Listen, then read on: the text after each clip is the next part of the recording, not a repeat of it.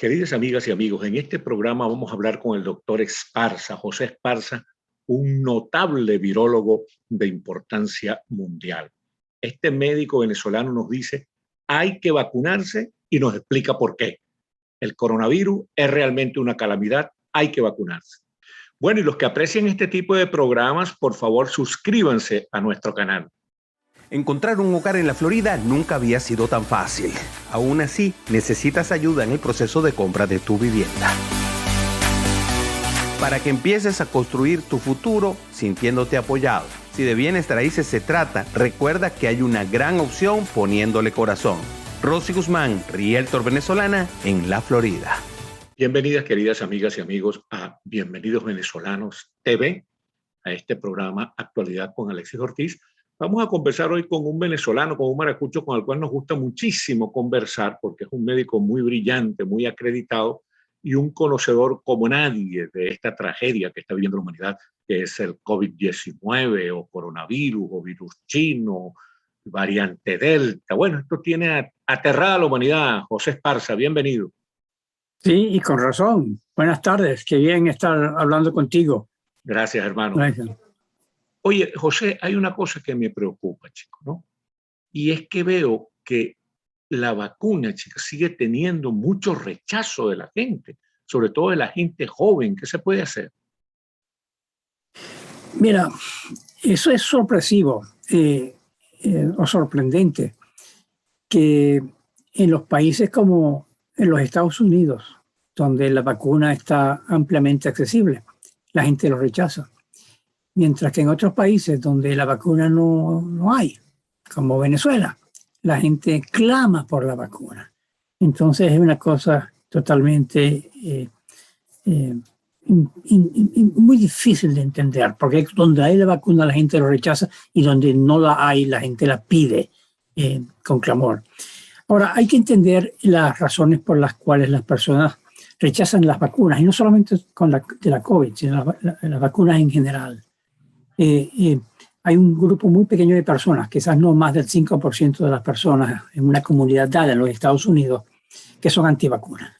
Tienen sus razones filosóficas, económicas, políticas, lo que sea. Religiosas, sí. Religiosas, y ese grupo pequeño de personas no se puede convencer de lo contrario. Hay un grupo grande, unos 40% de personas, 40%, que tienen dudas razonables.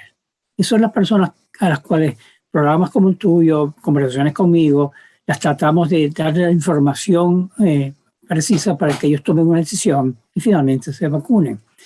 Y hay otro grupo grande, afortunadamente, quizás la mitad de la población, que acepta las vacunas. Entonces tenemos que hacer un trabajo fuerte para aumentar el número de personas que se vacunan, dándoles información apropiada. No acusarlos de estar comportándose mal como mal ciudadano, sino entender que tienen dudas razonables y tratar de aclarar las dudas. Pero lo que es cierto, Alexis, es que si no vacunamos al 70-80% de la población, no vamos a detener esta pandemia. Y van a seguir apareciendo variantes como la Delta, que nos tiene a todos preocupados. Hoy leía que el 93% de las nuevas infecciones en los Estados Unidos están ocurriendo por la variante Delta. Y esta no es la última. Vendrán nuevas variantes emergiendo en cualquier parte del mundo donde la gente no se vacuna. Sí, fíjate tú. Y entonces, el peligro real, concreto, José, para la gente que no se vacuna, ¿cuál es? Vamos a explicárselo, porque cuesta trabajo que la gente entienda. Desde luego que lo que tú dices es muy razonable y muy pedagógico. Hay que entender a la gente. Tienen una duda razonable, como tú la llamas, pero hay que explicarles que están no solamente corriendo un gran riesgo ellos, sino poniendo en riesgo a su familia, a sus vecinos, ¿no? Claro, es interesante entender que las vacunas tienen dos propósitos. Uno es yo me vacuno, yo me protejo, es la protección del individuo. Y esa es la razón principal por la cual la gente va a vacunarse. El otro propósito de la vacuna es la protección de la sociedad, incluyendo la familia, las personas que los rodean, etc. Entonces, yo creo que el entender el rol que las vacunas tienen en proteger la sociedad no es el mejor argumento para convencer a las personas. Las personas tienen que convencerse en base a cómo yo me beneficio de vacunarme. Y es muy claro, prácticamente el 100%, el 99.5% de los casos de COVID que están requiriendo en este momento hospitalización o muerte, están ocurriendo en personas no vacunadas. Esto es, como lo han definido mucha gente en la prensa, una epidemia de los no vacunados. Entonces, aunque sea egoísticamente hablando, las personas deben vacunarse para evitar la enfermedad grave y la hospitalización y la muerte. Leemos en la prensa todos los días personas que se arrepienten cuando están en el hospital, cuando están ya los van a intubar. Es demasiado tarde. Este es un país en que una vacuna altamente, o varias vacunas altamente efectivas, están al alcance de todos gratis. Y sabemos que se están haciendo toda clase de intervenciones, como ofrecerle $100 a los que se vacunan, una rifa de $1 millón, y de alguna manera existe una negativa a vacunarse.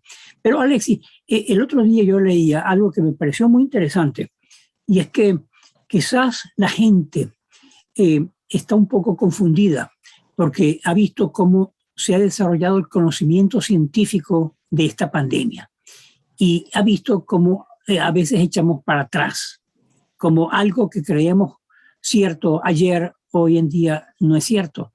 Como hace 3 meses decíamos ya no necesitamos más máscara y ahora volvemos a decir se necesita la máscara. Y es que las personas por primera vez en muchos años han visto cómo se hace la ciencia. La ciencia no es el saber la verdad absoluta, la ciencia es un acercamiento a la verdad. La ciencia no es un proceso lineal que vamos de éxito científico a éxito científico a éxito científico, sino con frecuencia tomamos caminos equivocados, los rectificamos, volvemos, y así es como va avanzando la ciencia. Entonces las personas han visto cómo se hace la ciencia y eso les crea angustia, porque aprendimos en la escuela que los hechos científicos son absolutos. Y entonces ahorita estamos aprendiendo algo que nuestros muchachos que estudian en ciencia, que hacen doctorados en ciencia, se dan cuenta. ¿Cuál es el proceso difícil, complicado y no totalmente predictivo de cómo se obtiene el conocimiento científico? Entonces yo creo que tenemos que entender también que las personas como que han perdido un poco la fe en el llamado conocimiento científico porque hemos tenido tantas correcciones en el camino. Sí, que te decía que interesante eso que estás diciendo, porque va más allá de la cuestión inmediata, ¿no? Que es la que la gente comprenda que la ciencia es una constante búsqueda, ¿no? Y que las verdades científicas son verdades que están sujetas, en virtud de la creatividad de los investigadores, están sujetas a cambios constantes. Ya fíjate tú, un filósofo austríaco muy importante, Karl Popper, ya decía hace 20 años, quizás más, que una cosa es científica cuando se puede discutir, que cuando algo no se puede discutir, eso es religión, metafísica, cualquier otra cosa, pero no es ciencia. La ciencia es algo que está sometida al análisis, a la evaluación, a la investigación, al cambio constante.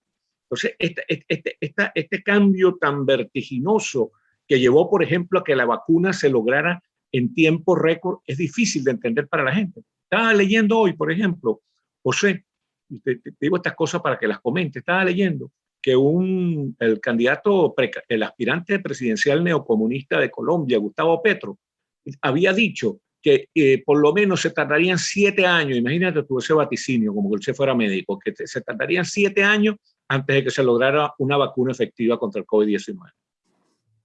Bueno, eso es aventurado decirlo, evidentemente. Pero en el caso de vacunas, siempre yo he mantenido que el desarrollo de vacunas es empírico. Yo he estado en muchos proyectos en el pasado, en los últimos 30, 40 años, donde la teoría no ha sido confirmada por la experimentación, de manera que el desarrollo es teórico, es empírico, no teórico.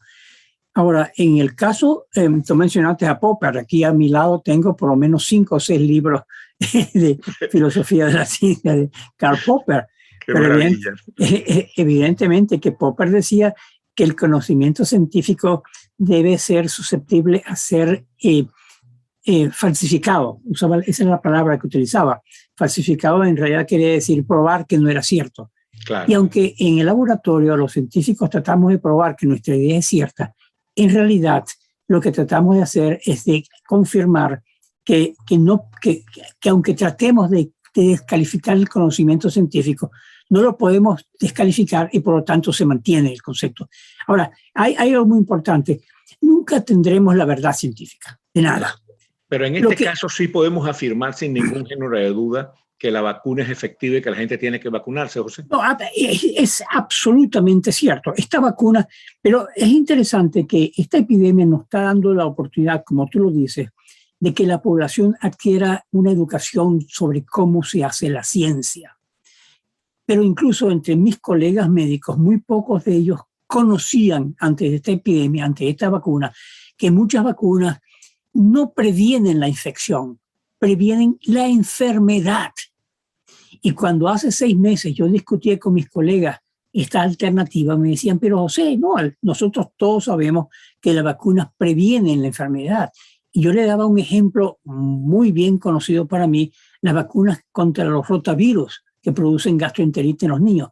Esas vacunas no previenen la infección. Los niñitos se infectan, pero no desarrollan enfermedad.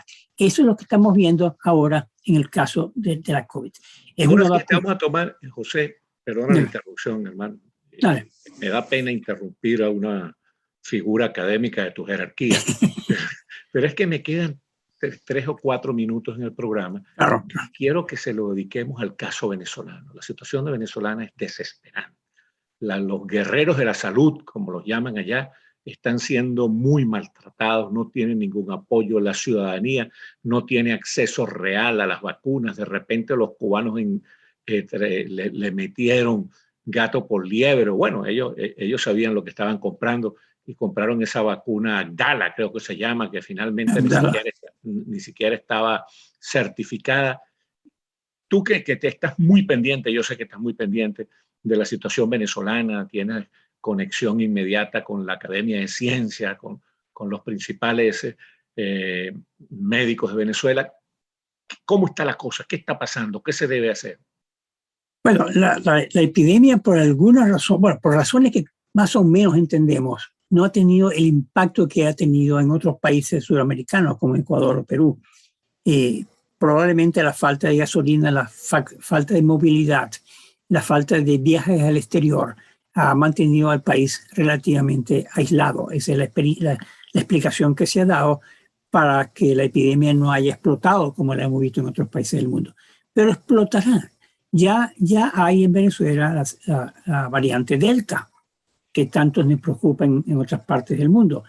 En Venezuela esta pandemia ocurre en el medio de una crisis humanitaria compleja.